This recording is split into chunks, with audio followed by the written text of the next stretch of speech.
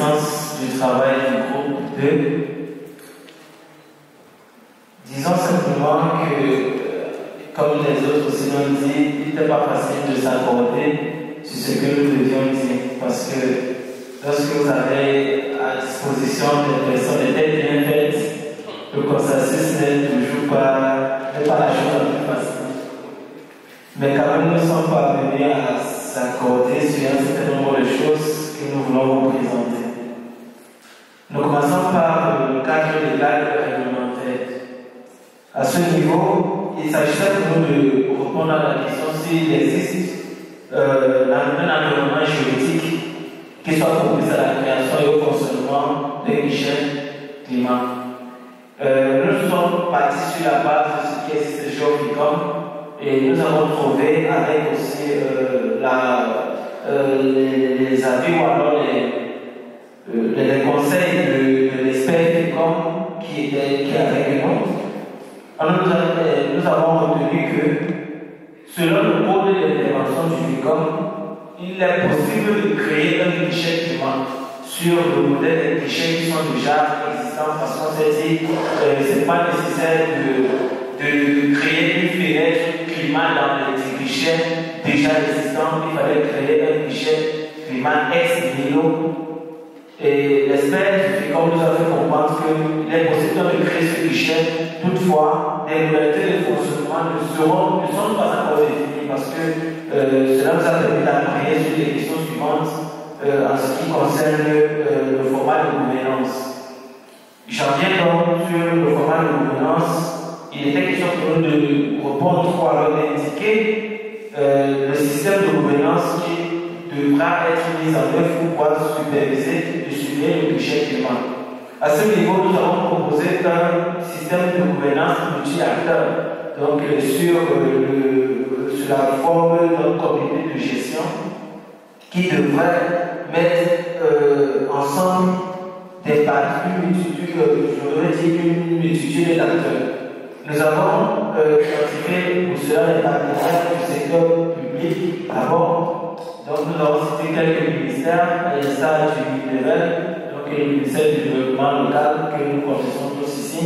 Nous avons cité également le ministère de l'environnement et sans oublier le ministère de l'administration territoriale, parce que c'est le patron des terres au Cameroun. Comme autre partenaire public, nous avons également identifié le FICOM lui-même.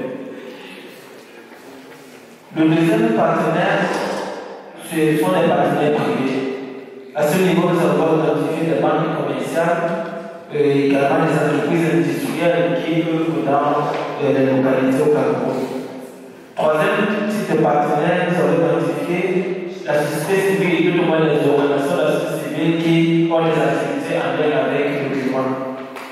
Et en quatrième position, nous avons identifié la collectivité territoriale. Et donc, ils ont certains partenaires avec lesquels ils travaillent à l'exemple du CVEC. Et de là, c'est que c'est un parmi aussi connaissant. Nous avons évolué avec les discussions sur le rôle des indicateurs de connaissance. C'est un peu compliqué ici parce que c'est de nous qu'il s'agit. Et donc, il fallait proposer à ce niveau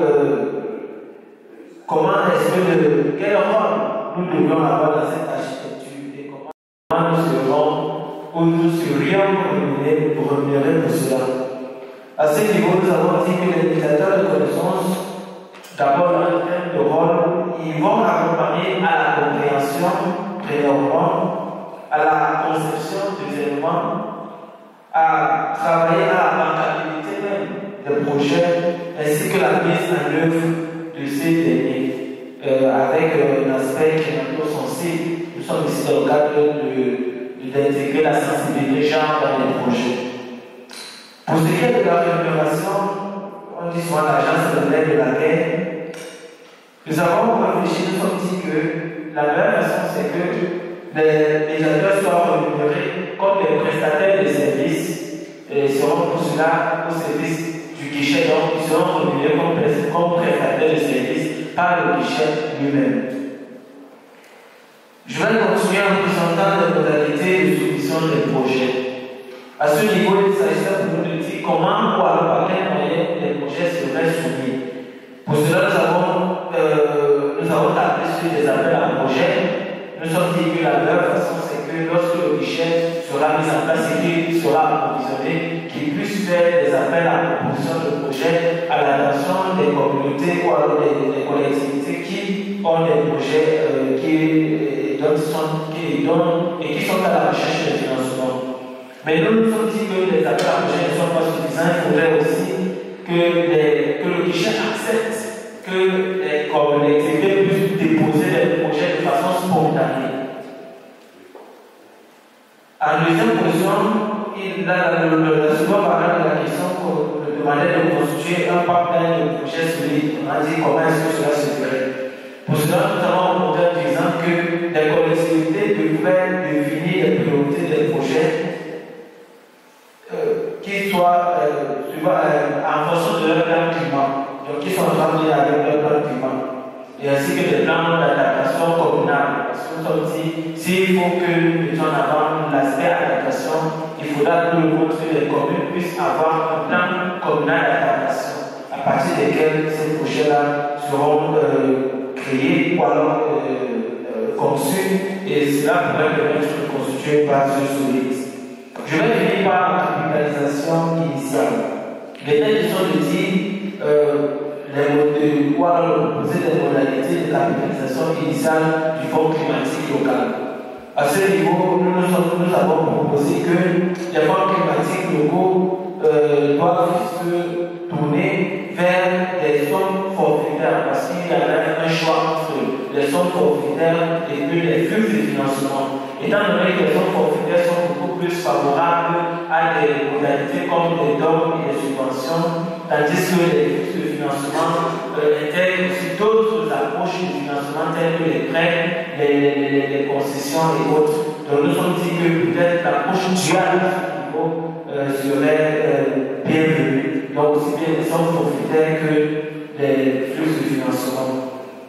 À la dernière question qui consistait à dire comment la source et l'ampleur du capital initial vont-ils s'aligner avec ces projets, avec le fonds climatique local.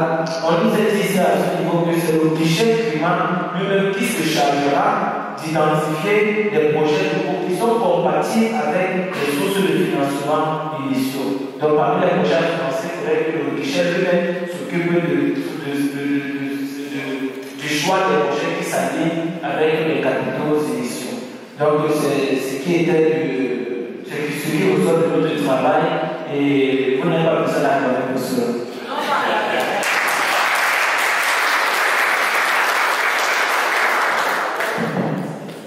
Oui, merci. Je vais vous passer la parole. Ça va être difficile de conclure avec des interventions comme celles que nous avons eues tout à l'heure. Mais qu'à cela nous tienne, ça va essayer de présenter quelque chose. En ce qui concerne le cadre légal et réglementaire, nous pensons qu'avec la structuration du Cameroun, tous les éléments sont réunis pour qu'un guichet climat puisse être mis en place. Parce que le Cameroun, nous avons le ministère des centralisation et du développement local, qui est là pour assurer la bonne marche des questions de décentralisation au Cameroun. Nous avons le FECOM qui est la structure financière des collectivités territoriales décentralisées. Nous avons les CDD qui sont les acteurs qui garantissent qui ont pour mission principale d'assurer les conditions de vie des populations. Et aujourd'hui, les médiateurs de connaissances qui sont les OSC, les ONG et les partenaires de prestations intellectuelles individuelles. Mais aussi, nous avons sur le plan de la documentation légale, le Cameroun a la chance d'avoir écrit et structuré cet ensemble de questions avec la loi sur la décentralisation, la LSM 40, le Code général des collectivités, le plan d'adaptation et tous les autres éléments nous permettent de conclure que oui, il est possible de mettre en place un fonds climat, un guichet climat pour le Cameroun. Nous allons continuer avec la deuxième question qui est à deux volets. Le premier volet est celui de savoir si le système de gouvernance, quel est le système de gouvernance adapté pour superviser et surveiller le guichet climat. Nous, pour le premier point, nous avons pensé qu'il est important d'avoir, dans le cas d'espèce, un guichet climat où nous allons avoir des fonds uniques, un guichet unique. Ce guichet unique va permettre à ce que nous puissions recevoir les fonds de l'ensemble des bailleurs. Et à l'intérieur, nous allons créer des entités techniques en fonction des besoins et des exigences des bailleurs internationaux. Je vais prendre le cas, par exemple, si un bailleur accompagne la question d'eau, le guichet unique climat reçoit le financement lié aux questions d'eau, mais la structure technique qui gère les questions d'eau et d'assainissement se charge pour l'élaboration des exigences de validation des projets liés à ce projet. Et de l'autre côté, le deuxième volet de ce deuxième point, comment faire en sorte que le système de gouvernance représente de manière adéquate les principales parties prenantes et les organes décisionnels. Nous savons qu'ici, le développement vient de la base. Et lorsque les fonds sont disponibles, il est important pour la bonne marche et la réussite du projet que dans le processus de validation des étapes de mise en œuvre du projet, que l'ensemble des parties prenantes soient présentes, c'est-à-dire les CTD, les comités de gestion, les ONG et les OSC, c'est-à-dire les médiateurs de connaissances qui sont concernés par la mise en œuvre. Cela va permettre à ce que la validation se fasse de manière effective et que tout le monde soit impliqué dans le projet pour sa pérennité. Le troisième grand volet, c'était le rôle des médiateurs de connaissances. Et cette question a deux volets. Quel est le rôle proposé aux médiateurs de connaissances dans cette architecture? Le seul rôle pour nous est que le médiateur de connaissances est un consultant.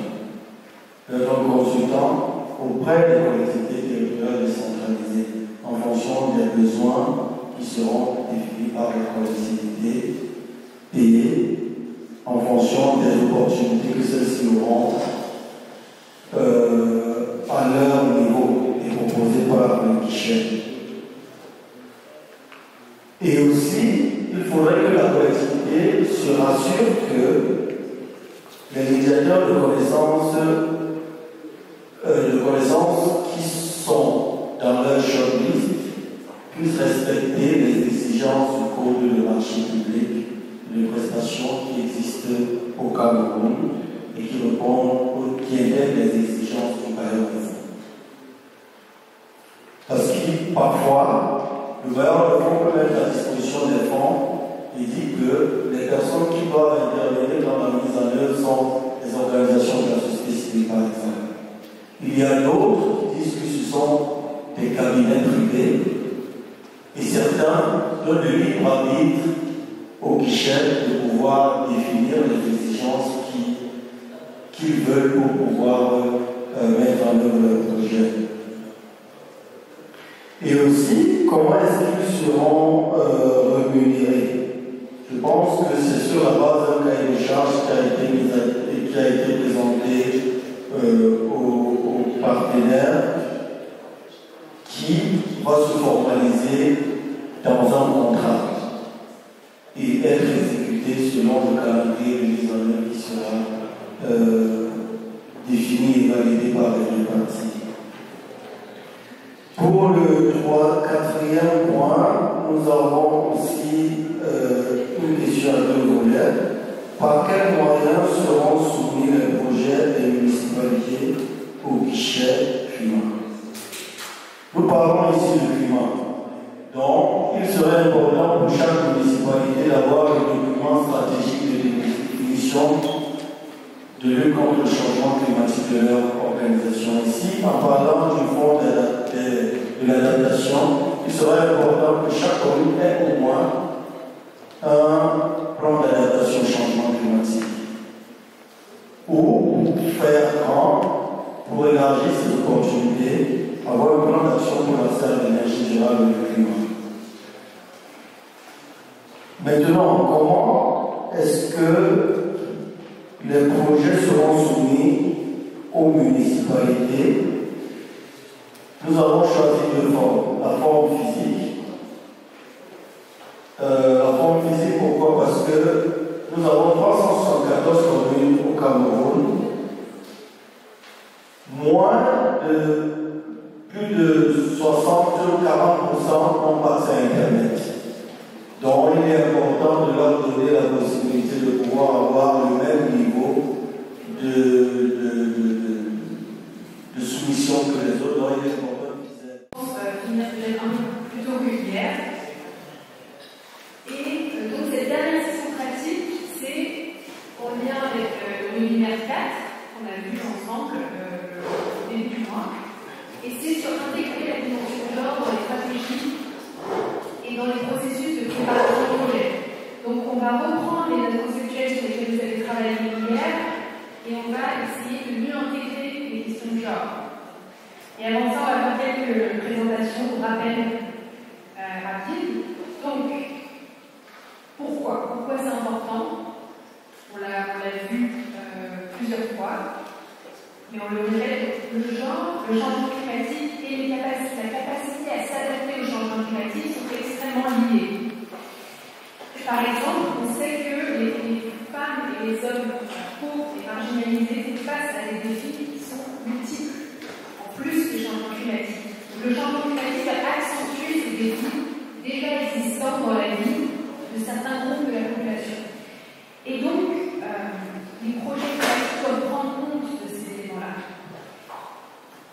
On sait que la distribution inégale des ressources et du pouvoir de décision impacte la capacité de ces populations-là à s'adapter.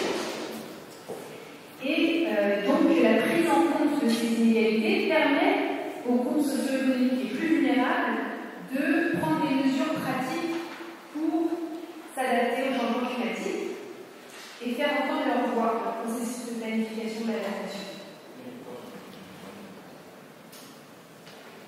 Donc, non seulement ça permet, vous en tant que praticien, de monteur de projet, de financeur de projet, non seulement l'intégration du genre vous permet de monter des projets qui sont plus efficaces, qui répondent vraiment aux besoins des personnes les plus impactées, et en plus ça permet de s'aligner, et c'est en s'alignant avec les directives nationales, par exemple, le Cameroun s'engage à l'égalité des genres, les ODD, les objectifs de développement durable, le genre clé dans ces objectifs, et aussi s'aligner aux critères des bailleurs de fonds, qui sont de plus en plus stricts en matière d'intégration du genre. On voit par exemple dans ce graphique-là que l'évolution de l'intégration du genre pour les différents bailleurs de fonds, les fonds climatiques multilatéraux en particulier, que chaque grand acteur, au fur et à mesure, a de plus en plus de mesures pour intégrer le genre dans les projets qu'il finance. Donc, ça peut être, par exemple, le fonds vert qui maintenant ne finance pas un projet qui n'a pas une analyse de genre. Il faut qu'il y ait une analyse de genre qui soit faite dans la zone du projet avant qu'il puisse financer quoi que ce soit. Tous les bailleurs ont maintenant certains critères qui sont de genre, la plupart. On l'a vu également pendant le 4e webinaire, l'intégration du genre a constitué différentes étapes tout le long du cycle de développement de projet. Ce n'est pas juste, on fait une analyse de genre au début, c'est fini, après la coche la tête. Il faut vraiment que ce soit intégré dans non seulement la conceptualisation du projet à la base, mais aussi le montage du projet, sa maturation intégration, sa mise en œuvre, son évaluation. Tous les éléments du cycle du projet peuvent mieux intégrer les questions d'inégalité. Donc, on voit que pendant la phase d'identification de projet, on peut par exemple faire une analyse de genre, collecter des données quantifiées par sexe. Donc, pendant le développement du projet, on peut développer un plan d'action pour le genre, s'assurer que certaines actions du projet soient spécifiques aux besoins qui ont été identifiés en termes d'inégalité de femmes, par exemple. Que le budget est un budget qui soit vraiment alloué à la création du genre. Donc, pendant la mise en œuvre, on utilise des indicateurs qui soient sensibles aux ordres, par exemple le nombre de bénéficiaires hommes-femmes, c'est un indicateur, ça peut être beaucoup. Dans le cadre de suivi et d'évaluation, également que ce cadre soit conçu avec les inégalités de genre en tête. Donc, on va maintenant voir une étude de quelques exemples de projets et comment le genre a été intégré. Merci beaucoup à Gilles Local et son service pour cette courte illustration. Merci de passer la parole. Bonsoir une fois de plus à tous. Sans tarder, je vais aller directement dans les cas pratiques des projets qui ont la peine d'intégrer l'approche dans leur cycle. Et pour ce faire, je vais commencer juste par une petite présentation de test de service. Et par la suite, clarification conceptuelle. Je vous rappelle aussi que je pense que ici la fin, ça va forcément important de totalement là-dessus. Parce que la question de la réalisation déjà dans le cycle du projet. Et je vais donc revenir à des cas. Ok. Ainsi, donc, est-ce que c'est ce que je représente actuellement en tant que consultant permanent est un cabinet d'études et de conseils fait dans les domaines variés en lien avec les questions de développement durable, notamment question de la gestion humaine, au climat, au genre, à l'environnement, aux énergies renouvelables, et j'en passe. Est-ce que c'est basé à Douala, au Cameroun, avec des implémentations des bureaux dans plusieurs pays, notamment pour ce groupage sous-régional, en Afrique de l'Ouest, est-ce que un bureau à Nouveau, ainsi qu'à Côte d'Ivoire, en Afrique de l'Est, notamment au Kenya, à Nairobi, en Afrique australe, au Botswana et autres. Il a été créé, fondé en 2005 et délocalisé en 2010. Et plusieurs activités community, c'est-à-dire beaucoup plus de consulting et de développement des projets.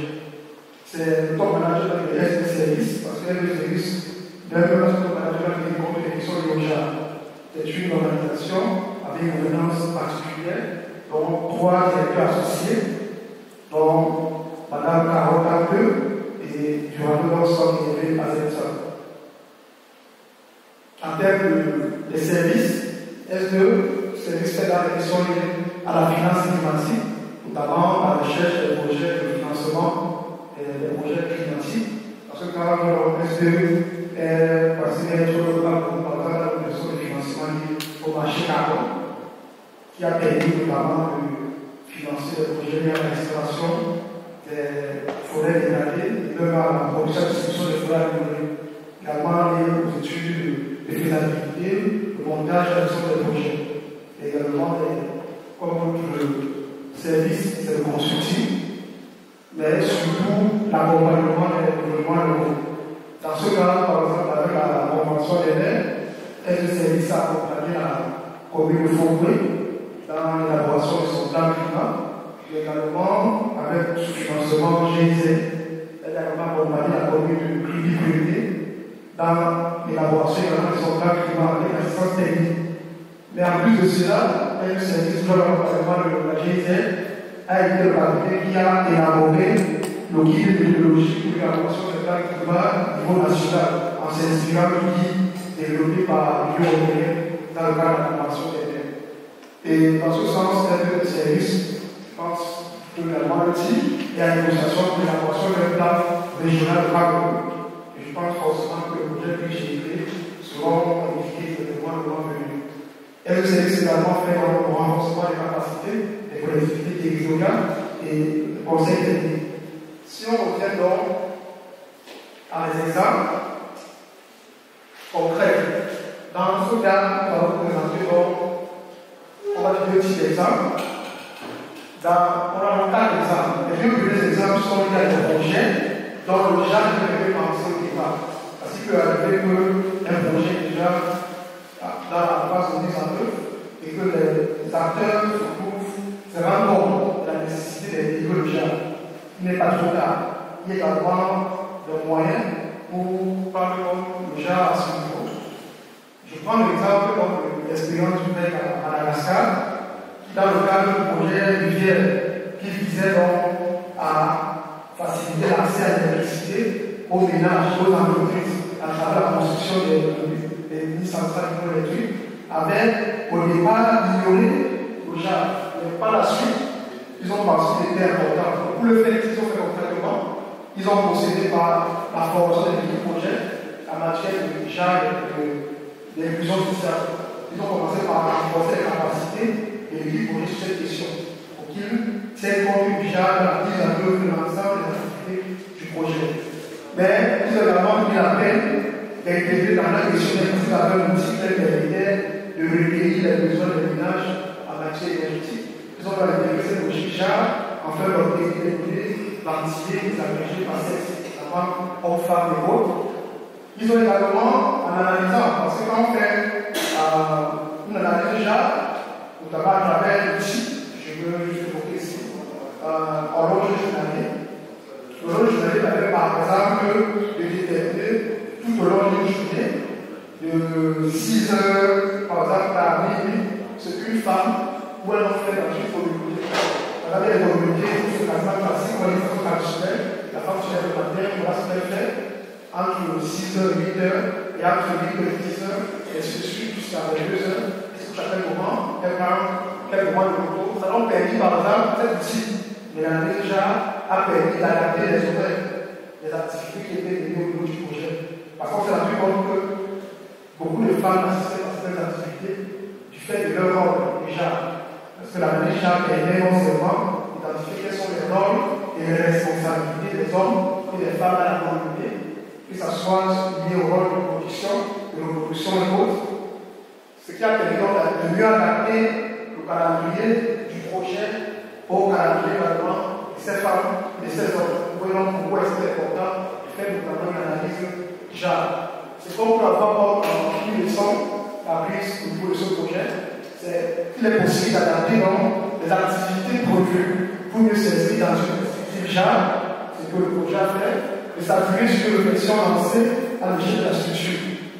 Qui sera légitimé au niveau du projet de prévoir des modules de formation initiale ou l'accès aux sources existantes en matière de renforcement de la capacité sur le JAR. Le deuxième exemple, qui va toujours par la même logique que le premier, c'est-à-dire que le JAR est pensé au départ, c'est celui du GRES, la promotion des organisations internationales qui mettent en œuvre des projets.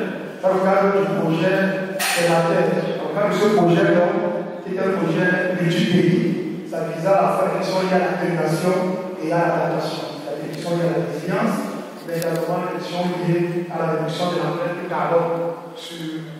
Dans ce sens, étant donné également que le projet n'avait pas pris en compte les gens au départ, au lieu de la formation, eux, par exemple, ils ont prévu plutôt de sensibiliser pendant 2 heures de temps, ça fonctionne pas de manière plus de temps, peut-être 2 jours.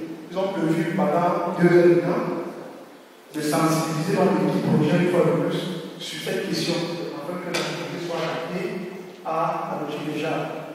Il y a également l'adoption d'un ensemble de grilles de lecture pour distinguer la participation des femmes et des hommes dans le cadre du projet. Et ils ont pris la peine maintenant d'inviter à la fois les hommes et les femmes dans toutes les réunions qui étaient mises en œuvre dans le cadre du projet, que ce soit les projets beaucoup plus à dominance hommes ou femmes.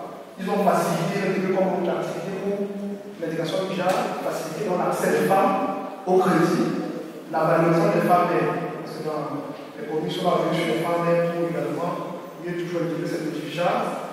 Et lors des formations sur le changement climatique, il faisait la peine de revenir sur les questions liées au JAR, changement climatique, JAR, adaptation, JAR, agrégation et autres. Ils ont enfin développé une application JAR pour le projet. Comme leçon apprise pour ce projet, c'est d'adopter une démarche progressive, donc c'est possible d'adopter une démarche progressive, en utilisant d'abord les outils sains permettant d'introduire la problématique, d'abord une sensibilisation au départ, animer les sessions de sensibilisation sans émettre de jugement, uniquement en mettant en lumière les inégalités initiales, s'appuyer sur un cadre national pertinent comme source d'inspiration et pour construire une logique participative, donc la stratégie avec les équipes de l'œuvre, en reprenant les mots pour faciliter la population de la formation. Les deux derniers exemples, là où j'avais été pensé au départ du projet. Je pense que cette fois-ci, je veux juste revenir sur un élément à tel que l'intégration du JAR dans le projet. C'est vrai que la continuation du JAR, ici, là, de la prière, où on partage le développement, franchement, c'est un projet peut être négatif au JAR, c'est-à-dire qu'il peut être sur les inégalités du JAR. Il peut être neutre par rapport au JAR, c'est-à-dire qu'il prend en compte le JAR. Il peut être sensible au JAR. C'est-à-dire qu'il tient compte des inégalités, mais sans réellement impacter, transformer les inégalités. Il peut être attentif au JAR, c'est-à-dire qu'il adresse la question du JAR, mais enfin, il peut être transformateur du JAR. C'est-à-dire que dans cette logique, le projet vise non seulement à résoudre le problème, mais surtout à transformer les rôles sociaux, les rapports de genre, ça souvent avec les femmes, mais également les normes de genre. Donc, c'est un qui s'attaque directement aux facteurs structurels qui sont à l'origine de ces inégalités de genre. C'est ce qu'on appelle l'approche genre transformateur ou genre transformateur de genre. Dans ce cas, par exemple, le GIZ a pris le dernier niveau, c'est-à-dire l'approche transformatrice au genre. Parce que le projet disait non seulement l'adaptation de la population, mais surtout également à lutter contre les inégalités de genre. Parce que, selon l'idée du projet, les inégalités de genre étaient à l'origine du fait que les femmes soient plus touchées par le changement climatique que les hommes. Donc, il parle de ce constat qu'il y a une vulnérabilité, mais les femmes sont les plus vulnérables. Pourquoi? C'est en fonction, selon le projet, de leur rôle et de leur responsabilité. Parce que quand on parle de rôle, on a dit qu'il y avait trois grands rôles. Par le rôle de production, le rôle de reproduction et les rôles de politique. Dans les rôles, par exemple, de reproduction, on commence par là, c'est tenir le ménage, l'éducation des enfants, c'est la corvée de l'eau, la corvée du bois, et j'en passe. On sait par exemple que dans la plupart des communautés traditionnelles, la femme joue ce rôle en termes de rechercher le bois, de l'eau et de l'eau. Et même au niveau des activités de production, c'est beaucoup plus d'activités agricoles à la subsistance du village. Et ce sont toutes ces activités qui sont beaucoup plus impactées par les changements climatiques. Que ce soit le charbon, que ce soit même l'agriculture de subsistance, c'est également beaucoup les femmes peuvent être touchées de cette mesure. Ils se sont dit que plus faire par rapport à cela. Il fallait réduire d'abord les inégalités de genre, constater dans le sein des ménages qui constituent souvent le principal frein aux actions d'adaptation, notamment pour les femmes, de promouvoir la participation des femmes dans le processus de planification et de structure de prise de décision, et renforcer donc la résilience des hommes et des femmes en augmentant leur capacité d'adaptation au changement climatique. Ils ont commencé à cette action. Quand vous avez pensé au départ, ils ont commencé par y déjà un cadre logique qui tient compte également du genre, les indicateurs du genre. Là, c'est au niveau, on va dire, de l'identification, la planification, la planification, la conduite du projet. Au niveau de la mise en œuvre, donc, ils ont constitué une équipe mixte en tenant compte de leur genre, que ce soit le nom ou même au niveau de la structure hiérarchique. Parce qu'il faut avoir autant de femmes, les centres du poids dans le projet. Donc, la structure hiérarchique, c'est qu'on fait que les femmes, même dans le projet, vont avoir des postes qui est beaucoup important. Ils ont également renforcé la capacité des membres du projet sur les questions du genre. Et ils ont utilisé des approches qui les permettaient des approches transformatrices au genre, qui les permettaient non seulement avec leur projet, mais également d'impacter sur les normes sociales et en même temps sur le rapport de pouvoir au sein du ménage. Ils ont donc utilisé ce qu'on appelait l'approche du ménage moderne. Ce sont en principe des ménages qui sont considérés comme des modèles à terre déjà dans la communauté, où les rôles à quel état sont distribués de façon équitable, où l'accès aux ressources qui était le petit. Parce que les questions de l'accès et au contrôle des ressources. Qui a accès aux ressources dans le ménage, qui contrôle les ressources, qui décide même de la construction d'une maison, de l'achat d'une voiture, quoi des dépenses globalement. Est-ce que c'est uniquement l'homme? Est-ce que c'est les deux à la fois? Tout c'est uniquement l'homme, par exemple. Le projet permet donc de montrer que pendant les hommes et les femmes avaient pris la décision qui concerne le ménage, qui décide de l'éducation de l'enfant. Donc il y a eu cette approche au ménage qui a donc permis de sélectionner des ménages qui veulent modèle. Ils ont été formés, ceux qui sont d'abord changement climatique, mais surtout des gens égalité de sexe, en fait, donc constitués dans le modèle au sein des communautés. Et ces ménages ont été également par la suite formés d'autres ménages sur cette question. On a eu un peu des formateurs, on va dire celle-ci. Et ils ont, dans cette logique également, donné l'approche gamme qui va dans le pays avec la première approche qui est adoptée. Et le suivi évaluation également, la profession est également sensible au genre. Donc, le suivi évaluation est sensible au genre. L'apprentissage est une logique de capitalisation du projet, c'est-à-dire qu'à la fin, on met ensemble de bonnes pratiques, on identifie de façon participative pour la diffusion au niveau des autres communautés. Et qu'est-ce qu'on retient de ce projet?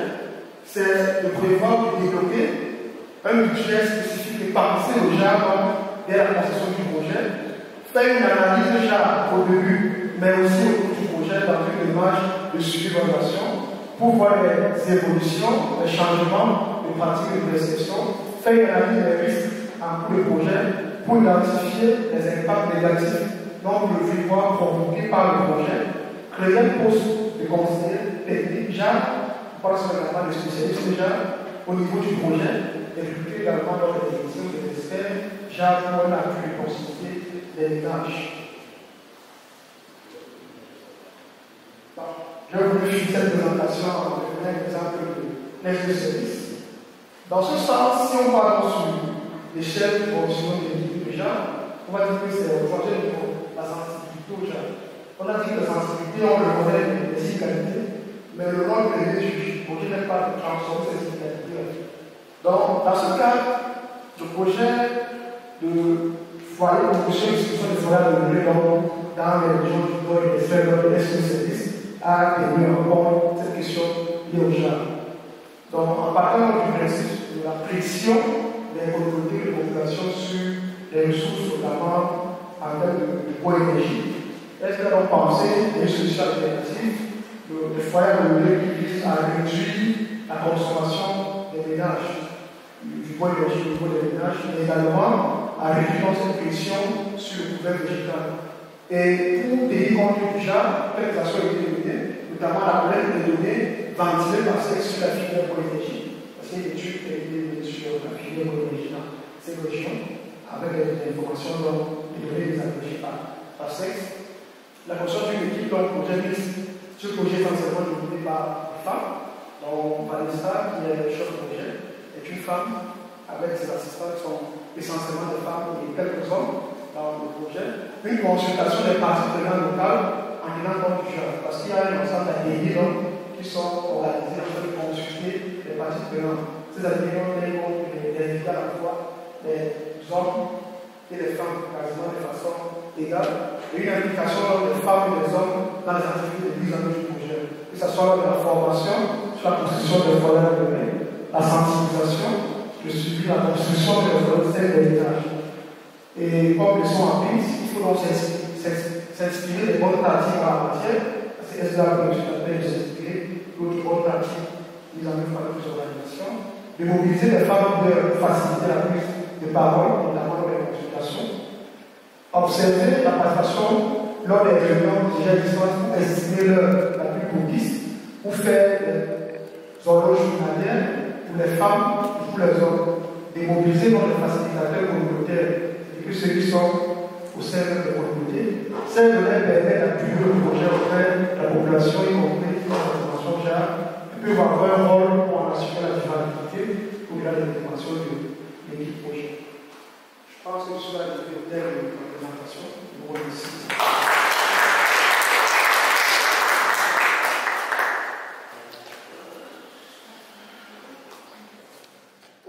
Je suis là, je suis de la coopération bilatérale et multilatérale à la direction de la coopération, donc qui est un peu la structure pilote qui porte les questions de prise en compte du genre au FECOM et dans les collectivités territoriales décentralisées. Donc en réalité, cet exposé est couvert et piloté par M. Birollet, qui est le directeur de la coopération. Et bien entendu, Mme Julie Goron, qui est le point focal genre au FECOM de tout ce qui est question de prise en compte du genre. Alors, tout au long de cette atelier, chaque fois qu'on a parlé du FECOM, ça a toujours été sous les questions de financement. Mais ce qu'il faut savoir, c'est que le FECOM fait également énormément dans l'assistance conseil, donc l'accompagnement technique des collectivités. Et l'un des éléments importants de cet accompagnement, c'est celui de la prise en compte du genre.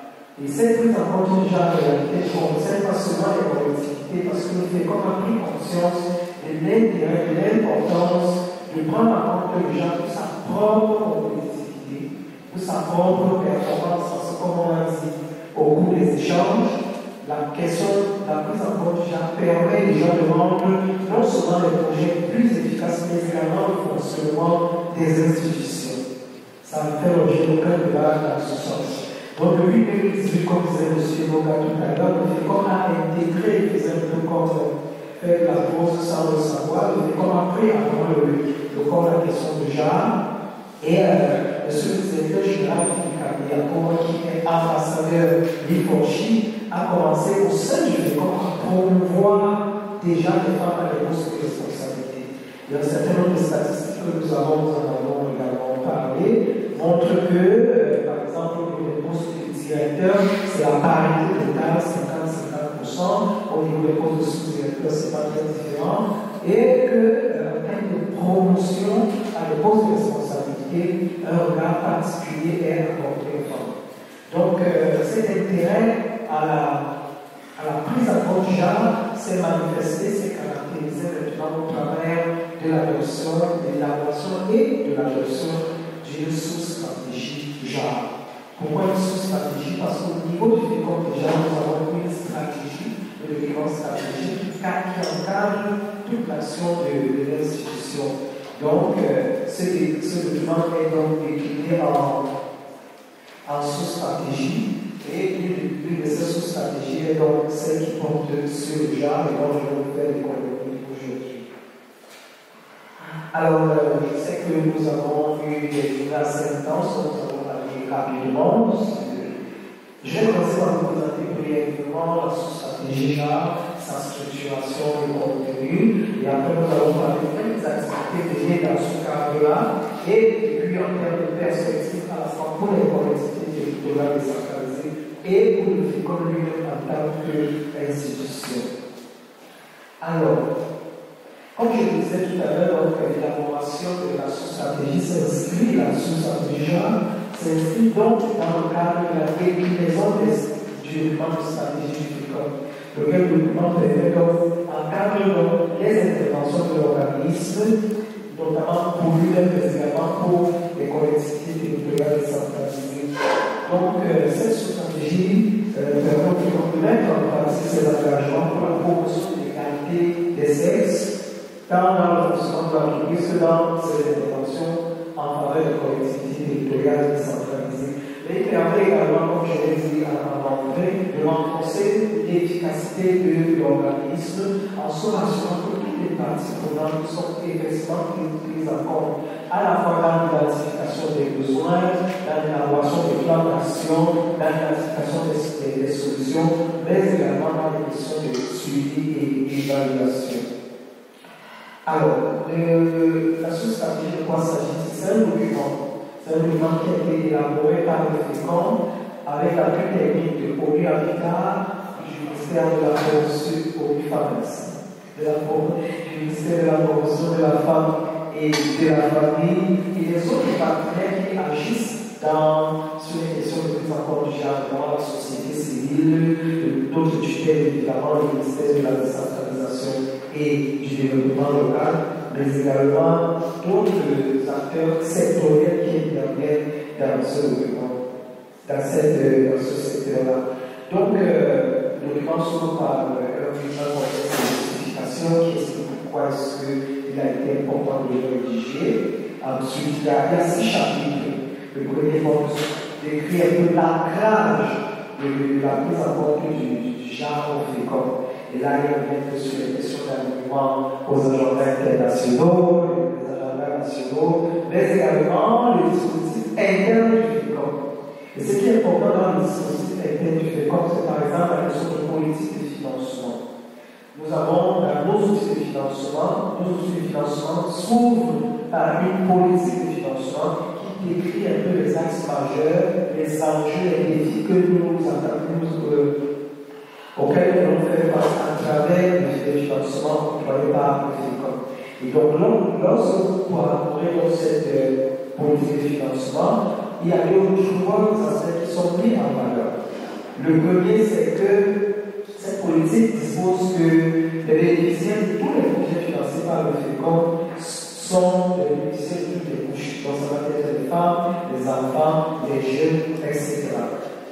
Donc, il faut se rassurer que le projet que le maire identifie et met en œuvre a véritablement comme bénéficiaire final toutes les couches sociales et les couches vulnérables.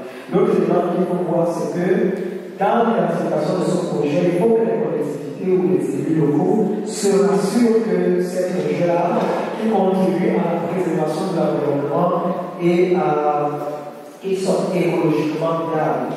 D'ailleurs, tous nos projets sont encadrés, ceux qui ont une impact sur le plan naturel sont encadrés par l'élaboration des impacts environnementaux, c'est comme ça qu'on appelle ça, et plus loin des études, mais l'impact environnemental. Et dans cette notice ou dans ces études, on regarde bien comment cette dimension genre est prise en compte. Et maintenant, cette politique de financement repose également sur un certain nombre d'enjeux. Et parmi ceux-ci, il y a donc la prise en compte du genre, l'inclusion sociale et la protection de l'environnement et la performance sociale. C'est un peu en résumé ce que les critères d'études, d'analyse et d'identification des projets mettent en essai, essayent de rechercher lorsque les projets sont soumis au FECOM pour le financement. Le deuxième chapitre revient rapidement sur les questions de la méthodologie et de l'élaboration de la stratégie JAR. Et là, il y a principalement eu un diagnostic.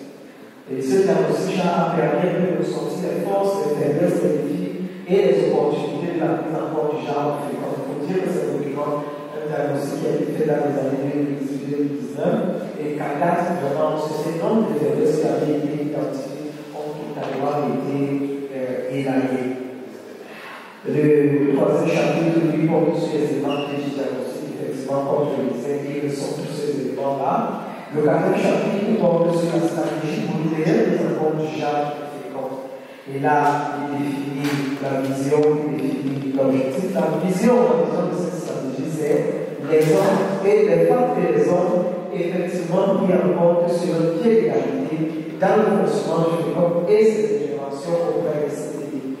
C'est ce qui justifie le niveau duel auquel s'accroche cette sous-stratégie JAR, c'est-à-dire c'est une sous-stratégie adressée au FECOM lui-même, mais également aux interventions des collectivités territoriales décentralisées. Et ce chapitre traite donc également des questions des objectifs stratégiques et des résultats attendus. Le cinquième chapitre, lui, présente les interventions pour atteindre les objectifs en matière de genre de FECOM. Présente tous les axes stratégiques, les objectifs, les interventions, les résultats, les indicateurs, les cibles, etc. Et il s'achève donc, le document s'achève sur le cadre de mise en œuvre et de suivi de l'évaluation.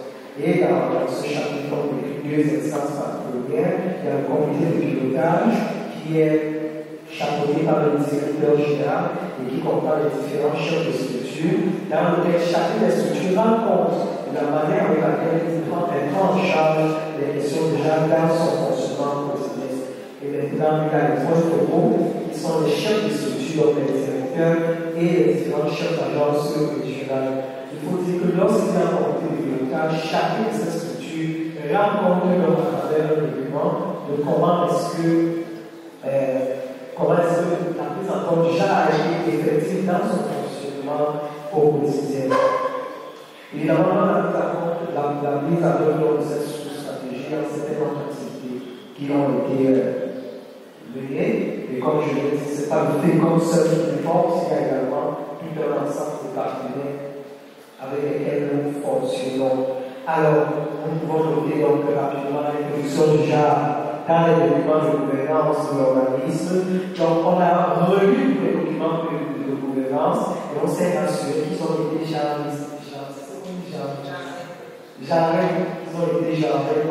par exemple, nous avons un journal, qu'on appelle le communal, et nous avons appelé des experts qui nous ont dit comment, en termes d'image, comment est-ce qu'on peut charger les images qui sont mises par rapport à la rue. Quand vous regardez par exemple le rôle qui est derrière, vous voyez le directeur général et vous voyez les cadres autour de lui. Donc chacun de nos documents de communication met un accent en termes de visibilité sur la prise en compte du genre. Et évidemment, nous avons d'autres documents tels que la charte du vivre ensemble, la politique environnementale, les stratégies d'innovation et les ressources humaines. Dans chacun de ces documents-là, on se rassure que lorsqu'on parle du personnel, on parle de tous les genres du personnel. L'autre activité importante que nous avons appelée, c'est celui de la budgétisation sensible au genre. La question de la budgétisation sensible au genre est assez importante. Elle est innovante parce que c'est une stratégie qui est portée par. Nous avons commencé déjà à l'élaborer, mais nous avons bénéficié de l'accompagnement du ministère des Finances. C'est une exigence actuelle à travers une politique ministérielle qui impose aux administrations de s'aligner sur la budgétisation sensible au genre. Et même pour rappeler ce que contient ce genre de document parce qu'il s'agit d'identifier les actes et de se rassurer que chacun de ces actes est véritablement, prend véritablement en compte la question du genre. Et nous avons également parlé de l'introduction du genre dans les politiques de financement des projets des CTD. Il faut par exemple dire que lors du dernier comité genre, le café genre que nous avons fait présidé par l'ambassadeur Ifochi, et après avoir invité les élus locaux, il a proposé de lancer un appel à la manifestation d'intérêt pour des projets spécifiquement genre, pas seulement ceux qui intègrent le genre, mais vraiment destinés à promouvoir le genre pour le développement local. Donc ce processus est en train d'être en place. Il faut aussi dire que dans cette promotion-là, nous parlons tout à l'heure, le collègue qui a présenté tout à l'heure a parlé des cas pratiques. Il faut dire que dans les cas pratiques-là, M. Goga a évoqué cela, le prix national qui récolte des meilleures pratiques de développement local a aussi pour vocation de promouvoir ces bonnes pratiques. Et c'est dans ce sens qu'il y a 2 ou 3 ans, une pratique portée par la commune de Garawa a permis de mettre en valeur comment est-ce qu'une collectivité peut encourager le genre à travers un projet de valorisation de la femme.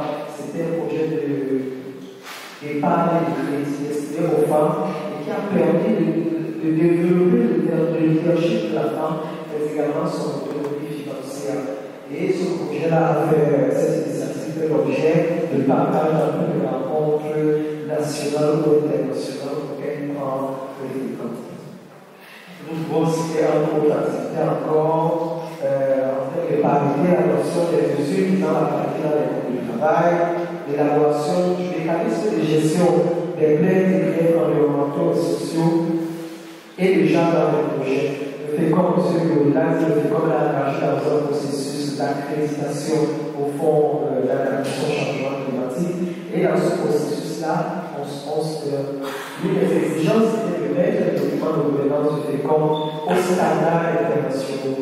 Et l'un de ces documents était donc l'élaboration d'un mécanisme de gestion des griefs environnementaux, sociaux et déjà.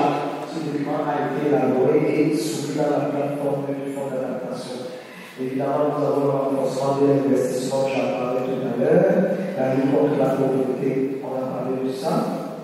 En termes de renforcement de capacité, parce qu'on a posé la question d'expertise, comment soutenir l'expertise, qui est expert en genre? Je crois que dans la formation académique, on parlait aussi tout à l'heure. Il y a également tout cet ensemble de formation, de sessions de renforcement des capacités qui permettent aux réalisateurs de connaissances d'acquérir l'expérience nécessaire, aussi bien pour l'identification, le montage, la mise en œuvre et le suivi, l'évaluation des projets, que pour les questions de recherche humaine de financement. Donc, le FECOM a organisé avec cet atelier, c'est d'ailleurs le cas actuellement, de plusieurs sessions de formation qui permettent donc de renforcer la capacité de son personnel sur les questions de genre. Nous avons donc cet exemple de participation au projet Bridge. Nous avons d'autres formations qui ont été élaborées, comment procéder au gender mainstreaming, comment élaborer un document budgétaire sensible au genre. Tous ces éléments-là qui permettent donc les gens au FECOM d'utiliser sans prétention qu'ils disposent en son sein quelques acteurs assez aguerris sur les questions du genre. Je l'ai dit tout à l'heure, le secrétaire général est ambassadeur d'Infochi, et pour cela, c'est dans cet aspect-là qu'il a organisé déjà deux sessions de café genre. Et c'est au cours de ces cafés genre, nous avons débattu des questions relatives aux problèmes spécifiques du genre, notamment au sein des collectivités territoriales décentralisées. Et dans ce cadre-là, nous avons le principe que les femmes pour les financer en compte, mais également des solutions pour les mettre pour résoudre ces problèmes-là. C'est dans ce cadre-là que le directeur général disait que voilà, cette étape de la manifestation pour les élus locaux propose des projets spécifiquement là et qui spécifique sera dédié donc à leur financement. Bon, évidemment, nous avons la participation par rapport à l'accord national et international qui permet au personnel de renforcer le développement durable, notamment sur les questions de l'égalité entre les sexes, paix, justice, institutions efficaces et partenariat pour la réalisation des ODD. C'est les trois éléments qui s'enchevêtrent qui permettent que le FECOM apporte une contribution significative dans les questions de promotion du genre. Il faut donc digérer d'ailleurs les gens qui c'est la soustancialité, même pour la nation du FECOM, est alignée sur le contexte national et international, mais également sur les stratégies sectorielles développées par le gouvernement, notamment la stratégie nationale de développement et le programme national genre. Donc en fait, la mise en œuvre de cette stratégie doit permettre à ce que les femmes et les hommes bénéficient de ces évolutions au niveau au Cameroun, précisément au niveau local. Ce que je n'ai pas dit, c'est que lors des choses, la coopération décentralisée, j'ai également la responsabilité de l'unité digitale qui est chargée de la communication du FECOM sur les réseaux sociaux. Donc, visiter nos pages, c'est ça que chez moi, je ne vais pas vous inviter à visiter les pages du FECOM, sur Facebook, sur YouTube, sur ancienne Twitter qu'on appelle X et sur YouTube. D'ailleurs, je suis en charge avec Courtney. Nous avons déjà partagé des informations qui vont être partagées, publiées sur nos pages respectives. Sur ce, je vous reste à vous remercier de votre alors, s'il y a des questions, Madame Gomo-Julie, M. Noda et M. Boulet sont à votre disposition. Moi, je vous laisse dans les slides qui ont été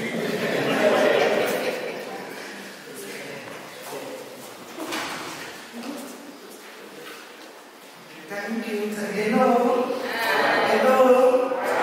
Just to emphasize on what my colleague said, FECOM is the role model institution in Cameroon to elaborate the gender strategy.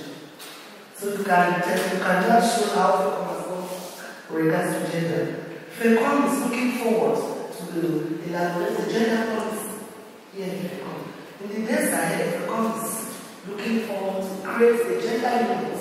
So to tell you how far FECOM has gone regards to gender mainstreaming, the regional and local authorities. So to permission from the madam, she said she has to tell people to get up. That's our way forward. Puis les présentations, vous pouvez regarder ça à votre rythme.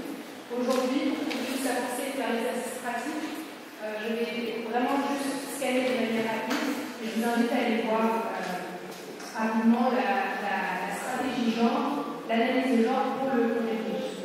Donc, il regarde le contexte socio-économique des villes au Cameroun pour comprendre les inégalités dans lesquelles on travaille.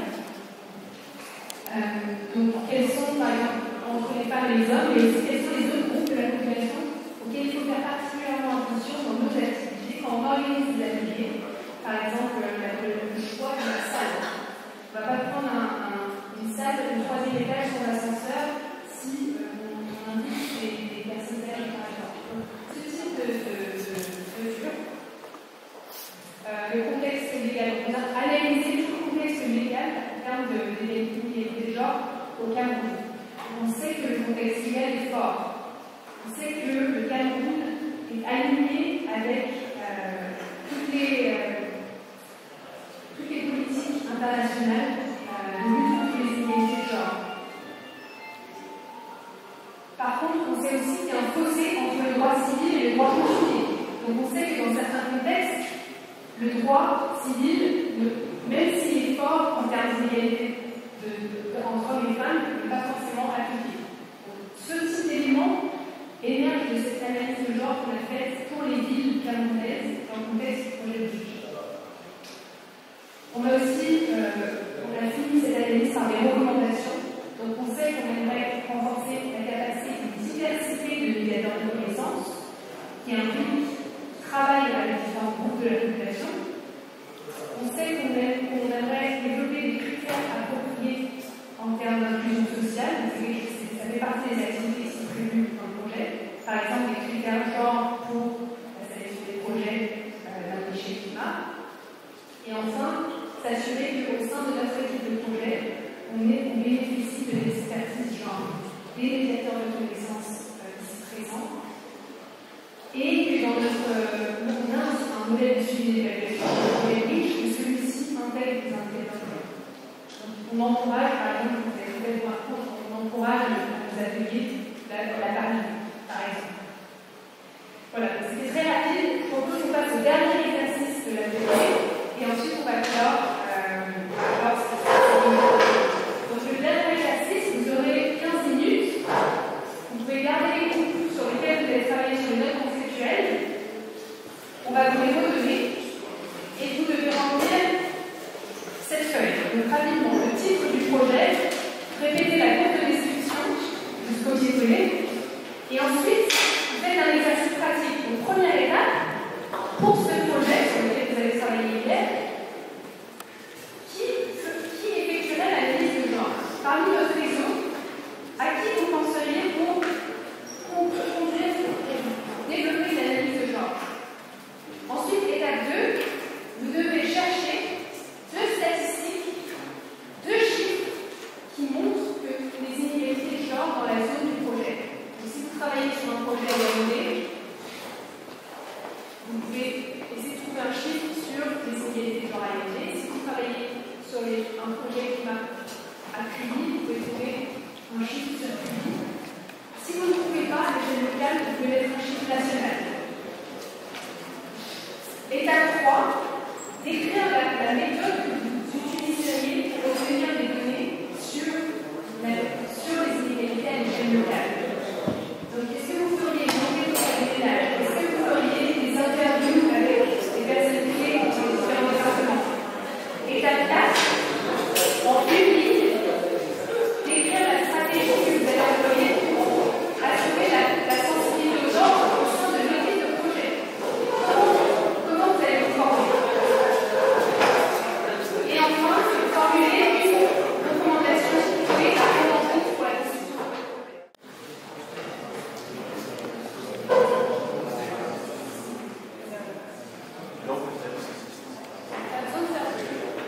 Pas besoin de 2 statistiques, une seule suffit. Pas besoin de 2 recommandations, une seule suffit. On va faire la version plus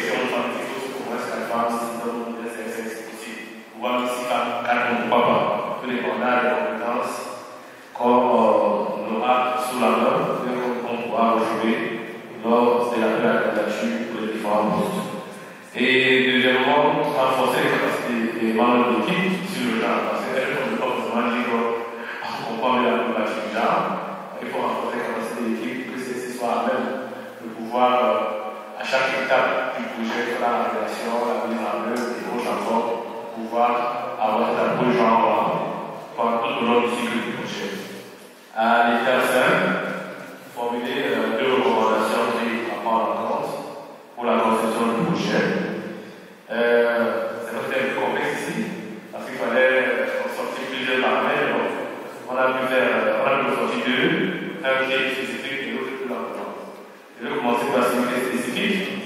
Au moins 50% des bénéficiaires doivent être des femmes et des jeunes. Ça, c'est la première recommandation que nous avons faite, qui est assez spécifique. Maintenant, on voit le nombre important de données qu'on va pouvoir obtenir là, je peux commencer pour les enquêtes sondages sur le terrain. Deuxième type d'environnement, c'est tenir compte des facteurs inclusifs, c'est suffisamment pertinent par rapport à ce qu'on vient de ressortir, pour des essentiels aux gens, c'est-à-dire les minorités, les personnes vulnérables, handicapées et d'autres groupes sociaux. Aussi bien dans l'équipe du projet, super important pour nous, et en particulier pour les bénéficiaires qui sont au cœur du projet que nous allons réaliser. C'est ce que nous vous remercions.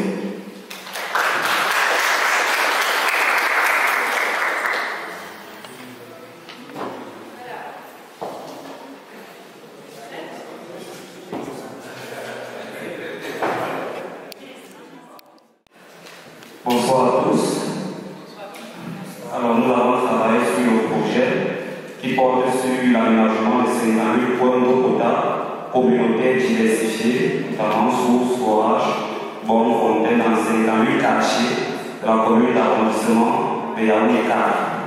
Alors, concernant l'étape 1, l'étape 1, il consiste à déterminer qui effectuerait l'analyse de genre détaillée de notre projet. Alors nous sommes partis sur la base de ce qu'il s'agit des organisations qui font partie du groupe qui peuvent conduire cette analyse-là. Alors, nous avons pu identifier, en fonction des capacités techniques de ces organisations-là, Cameroun Economic Policy Institute, nous avons pu identifier Association of Young Experts on Land Use, nous avons également pu identifier For Africa, qui sont les organisations qui au quotidien conduisent des analyses rapides du genre. L'étape 2, recueillir deux données statistiques pertinentes sur la dynamique de genre dans la région concernée par le projet.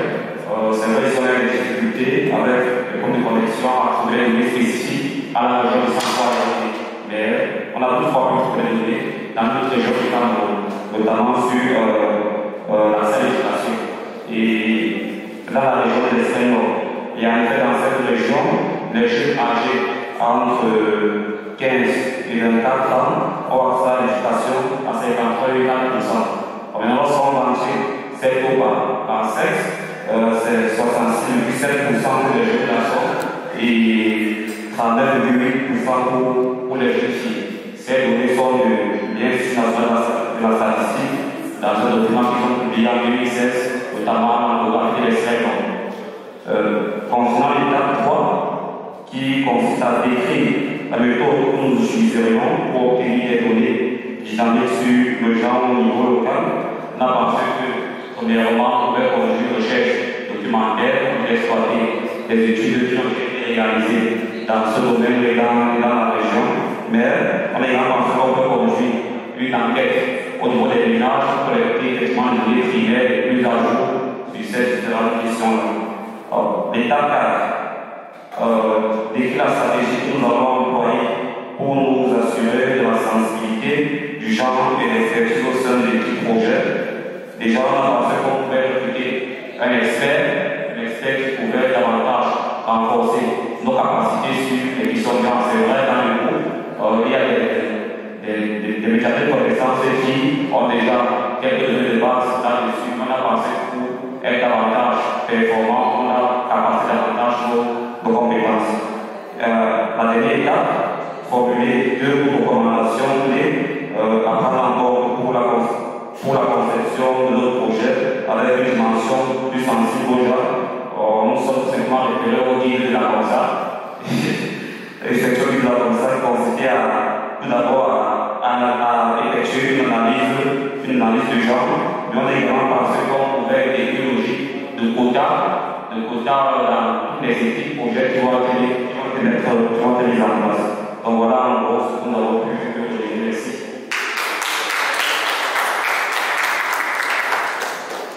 Merci beaucoup.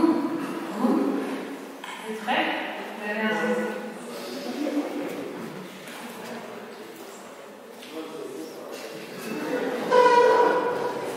Okay, thank you for giving us the floor once more. We had to work on the analysis of gender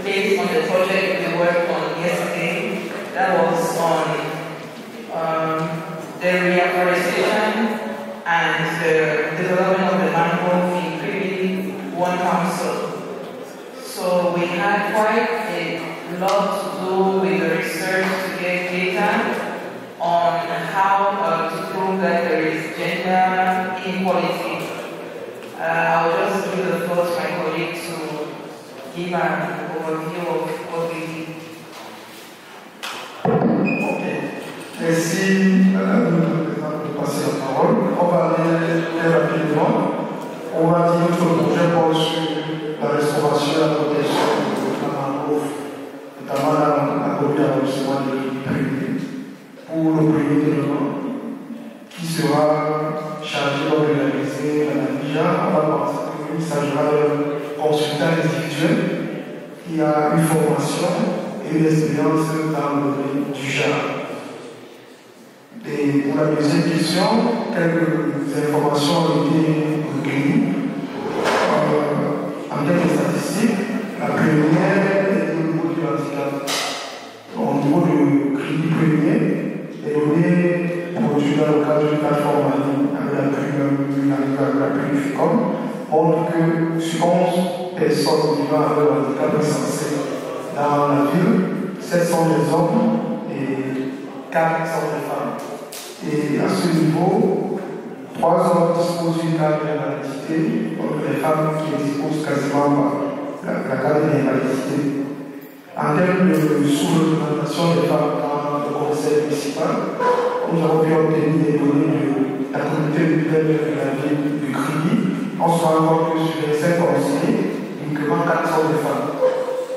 En termes de données liées à la pauvreté, les informations recueillies du profil de la ville de Crédit produit par le habitant montrent que les ménages dirigés par les femmes sont les plus touchés par la pauvreté, notamment 46%, que les ménages dirigés par les hommes, 29%, et que 80% des étudiants libres dans la ville de Crédit sont libres pour moi au logement des femmes qui sont souvent abandonnées par leur conjoint, ce qui fragilise la stabilité de la famille et des femmes, et à qui les conjoints abandonnent les enfants. On a un pourcentage sur les veuves divorcées. On se rend compte que le pourcentage des femmes divorcées est de 8,6% dans le département de l'Océan, y compris dans l'arrondissement.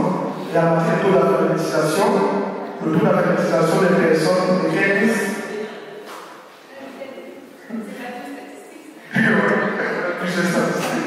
Toute la conversation des personnes de 15 à 64 ans, on a pour les femmes, qui est toujours inférieur à les hommes, 13% pour les femmes, 95% pour les autres.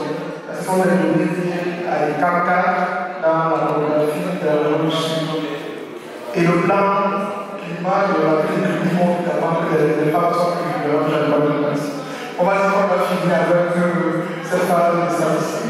Par exemple, la troisième articulation portant sur la méthode utilisée. Nous avons pensé que nous devons utiliser une méthode de liste, c'est-à-dire à la fois qualitative et quantitative. Cette qualitative, par exemple, va s'appuyer sur les entretiens, les discussions de groupe, les consultations communautaires, mais également quantitative, notamment les enquêtes ménagères et questionnaires. Cette méthode sera donc participative et elle va mobiliser les outils qu'elle analyse déjà, notamment l'outil de profil d'activité, l'horloge journalière, les calendriers saisonniers, la matrice d'accès et contrôle, l'outil également besoin pratique et individuelle stratégie de la face. Pour ce qui est de la stratégie, elle est utilisée pour mieux impliquer le genre dans le cycle du projet. Nous avons pensé qu'il serait important de commencer par l'analyse déjà au début du projet, qui sera donc suivi par la formulation d'un cadre logique, des indicateurs sensibles au genre, mais également au niveau de la mise en œuvre, l'équipe projet sera mis sur pied avec autant d'hommes que de femmes, et que un des éléments sera de penser à 50% des bénéficiaires, femmes, 50 hommes, que les activités de sensibilisation sur le genre seront réalisées à l'endroit des bénéficiaires et qu'on va s'assurer que les hommes et les femmes soient impliqués dans les comités de quartier et de village qui vont jouer le rôle de la restauration et la protection de la nature. Et enfin, une fois de plus, les hommes et les femmes seront impliqués dans le suivi du projet. En matière, c'est une thème d'articulation guinéenne comme recommandation. C'est pratiquement l'implication des femmes et des hommes dans le cycle du projet, également la définition et la nouvelle pourcentage des bénéficiaires du projet. Dans la conception, on va mettre clairement qu'il y aura 50% d'hommes et de femmes bénéficiaires de ce projet. Merci.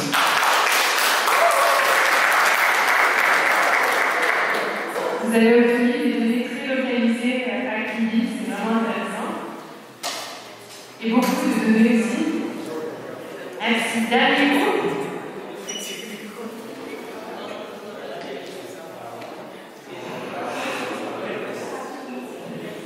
Merci pour la parole.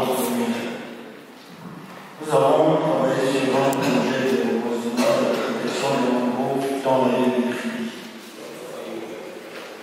Comme toute description, le reboisement et la protection des mangroves en Kribi sont essentiels pour préserver la biodiversité et lutter contre l'érosion.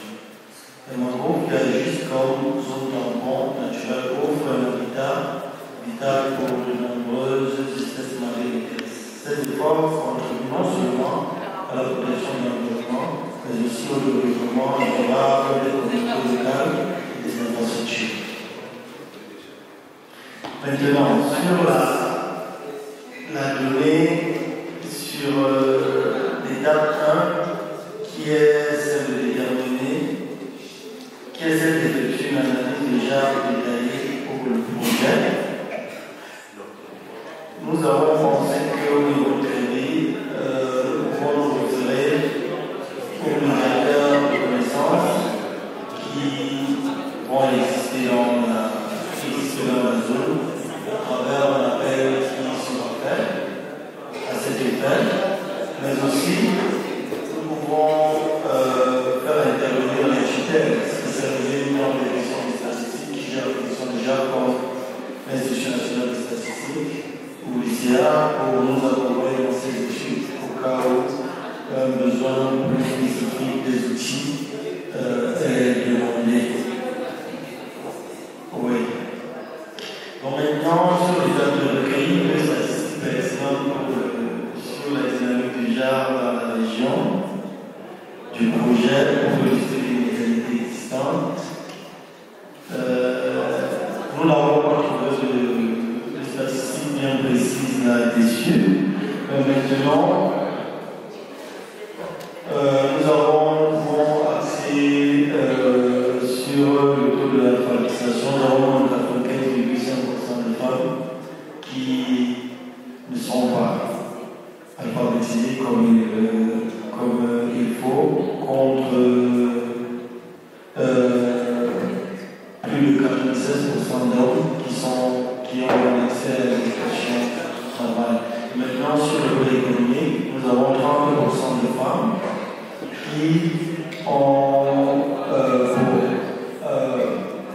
qui sont impliquées dans le secteur formel sur les questions halieutiques, de pêche et autres, alors que plus de 70% d'hommes sont gérés par les hommes.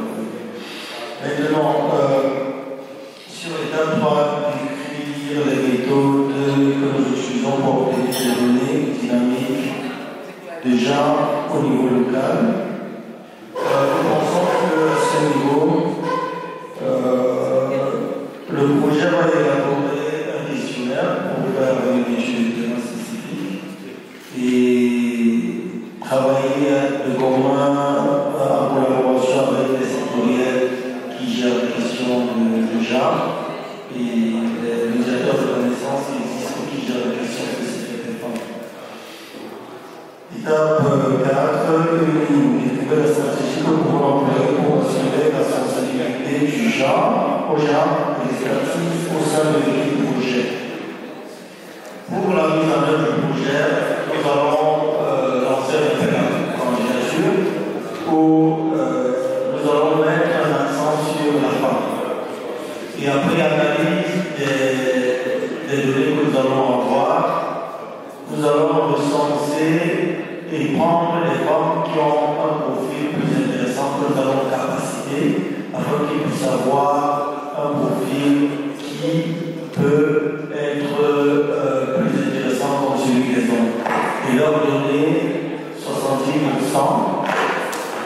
de postes et 30% pour les hommes pour pouvoir équilibrer le déficit que nous avons constaté plus haut.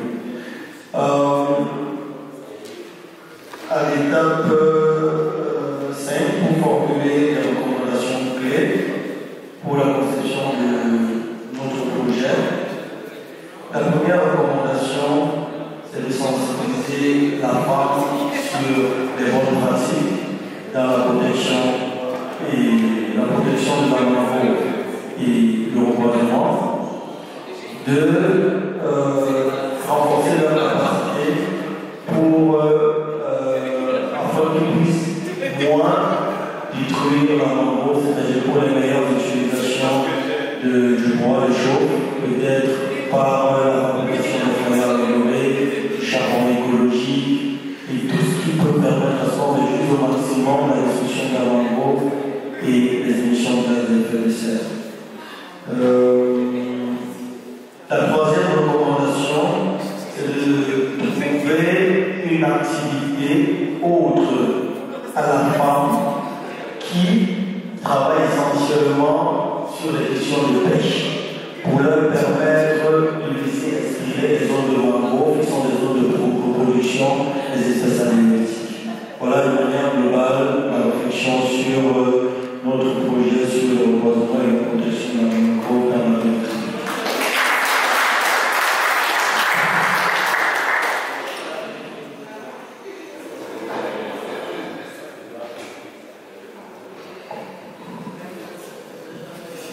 Merci beaucoup. Aussi, c'est bien intéressant la diversification des moyens de subsistance, collecter des données à travers des questionnaires, c'est toujours une manière efficace d'avoir des données très locales. Vous l'avez fait d'ailleurs à la communauté quand vous avez contribué au développement du plan climat de Garoua. Vous avez fait des forats de quartier. Ça a permis de collecter énormément d'informations sur les aléas climatiques qui affectent les communautés locales. Merci beaucoup pour toutes ces bonnes pratiques. On va maintenant clore l'atelier. Je vais vous demander de juste vous donner ces feuilles-là pour qu'on puisse les scanner justement et pouvoir les utiliser par la suite. Ok. Je crois que là on arrive au terme de nos 2 jours de travaux. Et on a pas mal fait des choses qui sont plus ou moins intéressantes. On va vous faire un tout petit peu notre exercice de ce matin. Qu'est-ce qu'on retient de cette journée? Et à la suite de ça, on va procéder à la lecture effective de cette année. Voilà. Dans l'adaptation au changement climatique, et bien une notion qui commence peu à peu à faire son lit dans nos têtes et dans nos mémoires. Et je crois véritablement que nous aurons l'opportunité à travers ce projet, à travers le projet BRIC, de pouvoir véritablement shifter des projets que nous allons proposer à ceux qui soient gens sensibles et qui intègrent suffisamment les paradigmes du changement liés aux gens. Donc, mesdames et messieurs, c'est un plaisir pour nous autres Yvelé et Afrique de vous avoir ici. Alors, bien avant de s'écouter, bien avant que M. Biolet me donne un petit mot de fin, je crois. Voilà. Donc, bien avant cela, je donne juste les prochaines étapes. Nous allons vous transférer un lien dans vos emails. J'espère que vos emails sont bons. Je vais personnellement vous transférer un lien, soit aujourd'hui ou demain, pour que vous puissiez faire une évaluation globale de l'atelier, vous donner vos impressions. Qu'est-ce qui a marché, qu'est-ce qui a amélioré, qu'est-ce qui vous a énervé, qu'est-ce qu'on pourra d'aventure améliorer pour garantir une véritable participation des uns et des autres. Un autre point, partager les présentations et les ressources sur le site d'information. Donc, il y a, ceux qui ne l'ont pas encore acheté, il y a un parcours de formation de la CONSA, qui est une formation qui vous plonge dans les mécanismes de formation sur la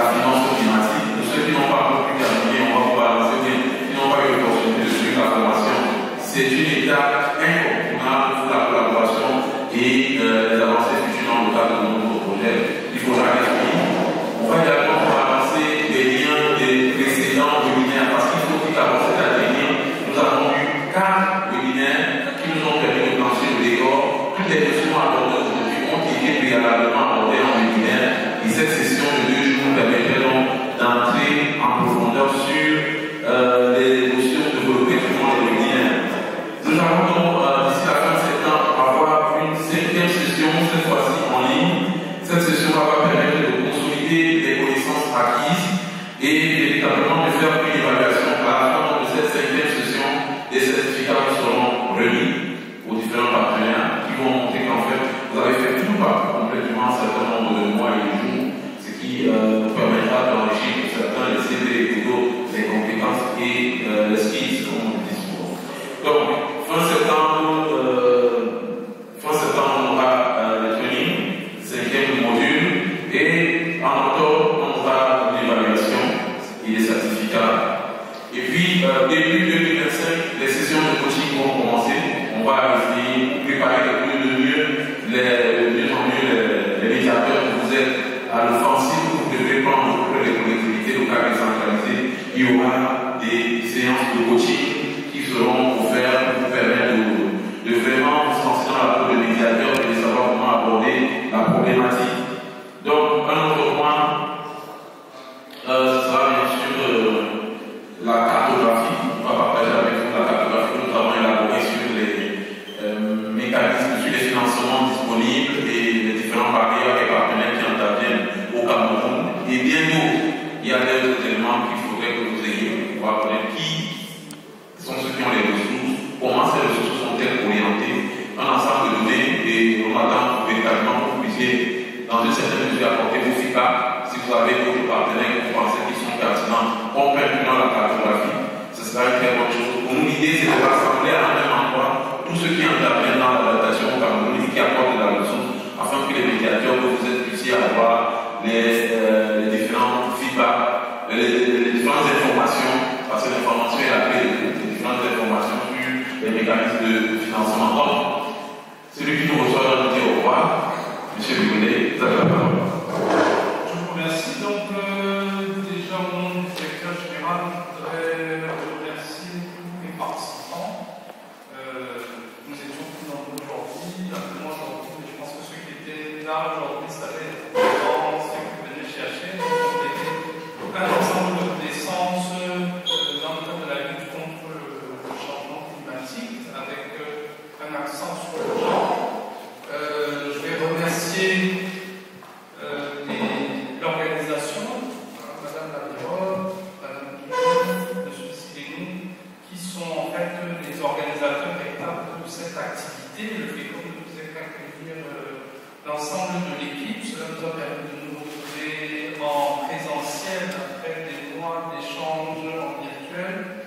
Donc je pense que c'était également bien pour tout le monde de pouvoir avoir un échange vivant en direct, également pouvoir poser certaines questions. C'est pas toujours évident de le faire dans le format des rencontres, des échanges que nous avons dans le cadre des webinaires et autres échanges sur le net. Et encore une fois, vous souhaitez vraiment du courage et puis de pouvoir poursuivre cette formation jusqu'au bout. Comme nous étions une cinquantaine présents ici, il y a donc plusieurs personnes également qui ont essayé de suivre en ligne. Malheureusement, nous avons eu un peu plus de difficultés pour ceux qui n'étaient pas avec nous à pouvoir suivre les travaux. Donc, je crois que également seront rassurés puisque les informations essentielles que nous avons partagées leur seront accessibles en ligne.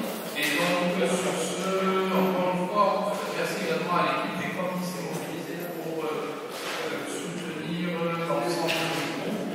Encore une fois, dire merci Madame Labirol, Madame Émilie Soussinou et tous les participants à cette activité